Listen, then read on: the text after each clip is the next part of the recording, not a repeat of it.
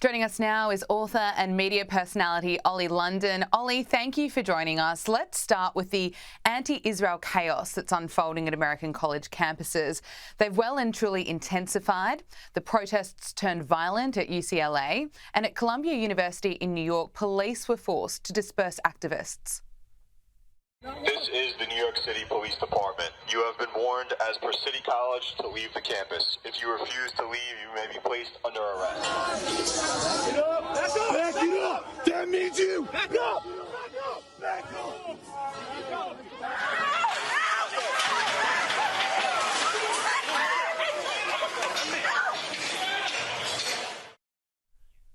Ollie, firstly, your reaction to this vision? Well, the protests and clashes at UCLA have been so far the worst out of all of the anti-Israel protests that have swept across the US. Clashes broke out last night after Jewish students have been denied entry to the campus for days.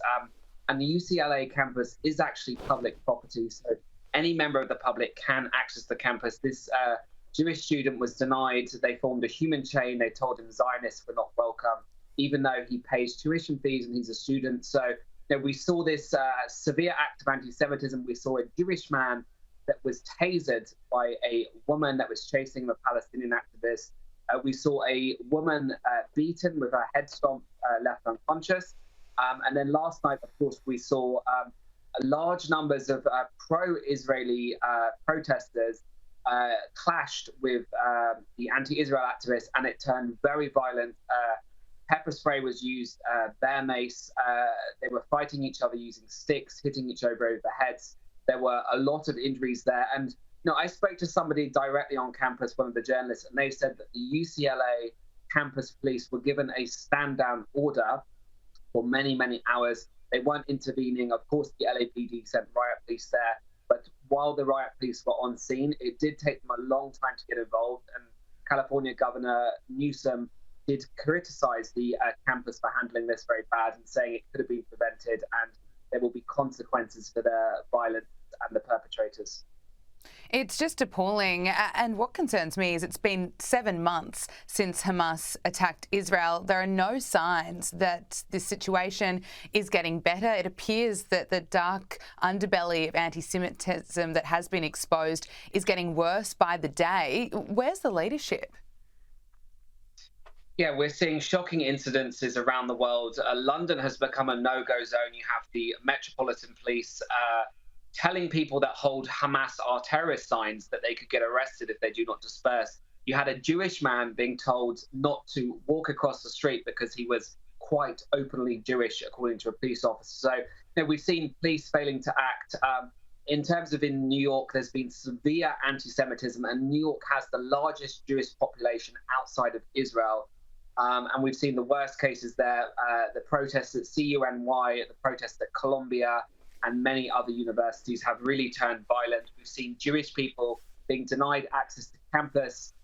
Columbia University professor Shai Davide, who is Jewish, was denied entry, whereas Congresswoman Ilhan Omar was allowed entry, and her daughter had been suspended, yet she was allowed entry to stir the pot and to kind of speak to these protesters. And it's really out of control now. New York Mayor Eric Adams has completely condemned these protests. He has said the New York Police Department are cracking down severely. But we need leadership. We need Biden. We need in the UK Rishi Sunak. In Australia Anthony Albanese doing something to stop this, because it's really reaching unprecedented levels that we haven't really seen since 1930s Germany. Yeah, well said. Look, Ollie, you've been calling out anti-Semitism on your platform and some of the extreme behaviour and attitudes that we are seeing being expressed by some activists. This week you shared this video of LGBT pro-Palestine demonstrators at a university in California. Violation of Penal Code Section 409. The following routes of dispersal are available. Exit the university quad area of Cal Poly Humboldt. Trans icon Caitlyn Jenner shared this post on X saying, "Deport these morons and send them to Iran or Gaza. Have fun being burnt alive, beheaded or pushed off a building. It's illegal and punishable by death." Why isn't the message getting through, Ollie? Well, it really is crazy when you see LGBT activists, you see the Queers for Palestine group, you see the Trans for Palestine group. And, you know, these people are protesting in favor of people that would throw them off buildings, that behead them in the streets. You have lynch mobs in the West Bank, in Gaza, that will kill someone for being gay. In Iran, people get executed for being gay. Yet these LGBT activists are screaming resistance is justified, you know, liberation, end the occupation. You know, they're chanting pro-Hamas slogans, and you know, they are so indoctrinated and brainwashed with their hatred for Israel because of the propaganda that's been fed to them on apps like TikTok and through university campuses, that they cannot see the total hypocrisy of supporting a group of people that would instantly throw them off the building the moment they step foot in Gaza. It's wild. One positive takeaway is that there are people like yourself and Caitlyn Jenner calling this out. Do you find yourself getting trolled for posting messages supporting Jewish people? Yeah, absolutely. It's insane. Anyone that speaks up for the Jewish community is subjected to horrendous levels of hate. We saw Caitlyn Jenner was attacked by a swarm of protesters while she was attending the White House Correspondents' Dinner. And they were really screaming in her face, you know, shame on you, simply because she speaks up for Jewish people. I have people, you know, shouting at me in the streets. You know, I don't really go out much at the moment because it really is a no-go zone in London. I'm not even Jewish, but because I'm speaking up for the Jewish people, you know, I have become a target. I'm getting a lot of hate. But you know what? I am not going to be one of those people like in 1930s Germany that stood silent, one of those people that turned a blind eye to allow this anti-Semitism to spread to very dangerous levels. So all of us need to be brave. We need to, you know, stop listening to all these crazy woke activists, and we need to speak up for the Jewish community now. It's hard to believe that you're not able to go out and feel safe. When did it change for you? Well, you know, I'm always outspoken about political issues online, but, you know, I've been very outspoken since October 7th. You know, I witnessed the videos, I watched the atrocity videos, the 43-minute video prepared for journalists in Israel, and it was the worst thing you can imagine. I'm not going to describe how horrific it was, but when we saw that, and then the same day as that attack had just happened, in London, thousands of people went to the Israeli embassy to protest and to condemn Israel after Israel's attack. So we know this is a movement that has no logic. These people, you know, did not give the Israeli people a chance to grieve. They are still going through trauma. There are still 129 hostages, and there are 300,000 Israelis internally displaced. And, you know, Gabriella, it's not about politics, whether you're pro-Palestine or pro-Israel. It should be about being pro-humanity. And Israeli people want to see peace. They're a very peaceful people. They don't want their sons and daughters to be killed in Gaza fighting to try and, you know, stop Hamas. You know, they want to be safe, but at the end of the day, they have to stop Hamas to prevent any other further atrocities, to prevent these rocket attacks, and to prevent a repeat of October 7th. Absolutely. And as you mentioned earlier, it appears as though we're seeing supporters of Hamas pop up every day. Just this week here in Australia, organisers of a pro-Palestine protest at a university called ANU went on national radio to admit that they're strong supporters of the terrorist organisation Hamas. Ollie, you've revealed that there's evidence that Hamas terrorists are now making money on social media app TikTok. You've posted on X that the Chinese-owned app is allowing multiple Hamas accounts to make money via the live stream gift feature. Can you explain how this is happening? Yeah, I've seen several examples of Hamas terrorists wearing full Hamas gear, holding a gun, live streaming from Gaza, and people around the world are sending them stickers and gifts which convert into monetary value. And, you know, TikTok has not been doing enough to clamp down on this. We saw last year TikTok had the Bin Laden's letter to America trend, which got tens and tens of millions of views. TikTok did take action, but it took them several days. And, you know, TikTok is not doing enough. They're allowing pro-Hamas propaganda to spread. And many of these university students from Columbia to Yale to Harvard, they are getting their anti-Semitism. They're getting their information from TikTok, which is notoriously pro-Palestine and anti-Israel. So you know, I think TikTok is a significant threat, especially when it's indoctrinating youth to become hateful towards the Jewish community.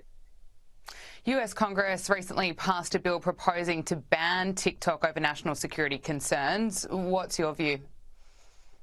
So President Biden did actually sign that, which now gives TikTok around 9 months to divest and sell the company or face an outright ban. And TikTok is, of course, going to appeal this. It's likely they're going to do a lawsuit and say that this is violating their First Amendment rights to free speech.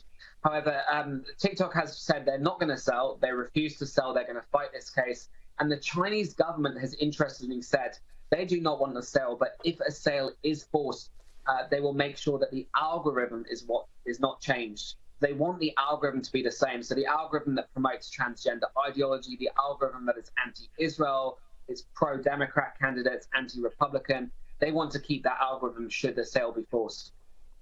Okay, finally, before I let you go, Ollie, we have to talk about Scotland's outgoing First Minister, Humza Yousaf. I said on Sky News earlier this week, he's the man who made the headlines around the world for all the wrong reasons. He's a person who's become obsessed with identity politics and, of course, has had a pretty big failure when it comes to listening to women, and that may have contributed to his political demise. Ollie, how would you describe the legacy he leaves behind? Well, Humza Yousaf is a deeply unpopular figure in the UK, perhaps more unpopular than Meghan Markle, and that really is saying something. He's been divisive. In 2020, he had a speech in the Scottish Parliament where he was lambasting too many white people in government in positions of power, even though Scotland is 95% white. He then, of course, had this hate crime law, which went into effect on April 1st, April Fool's Day. And he actually received thousands of complaints, more than J.K. Rowling, for his divisive anti-white speech from back in 2020. So he's been incredibly divisive. This decision, however, does come because he abruptly cancelled a power-sharing deal with the Green Party in Scotland, causing them to say that they would vote against him in a no-confidence vote. So he really didn't have a political future. But I think a lot of Scottish people and people around the world are breathing a sigh of relief and hoping that he is replaced by someone that actually is less divisive and focuses more on protecting Scottish people and protecting British interests. And you're right, we've heard people in Scotland and right around the world express their joy, and many have said good riddance. What does the SNP need to learn from this? As Humza Yousaf lasted just over a year, will his successor be any better? SNP has had scandals in the past. Of course, you've had Nicola Sturgeon. Her husband has been arrested multiple times over corruption allegations. So they have a kind of a checkered past. Labour, which is led by Anna Samwar, who is also very divisive and said a very similar speech to Humza Yousaf regarding Scotland being full of too many white people in positions of power.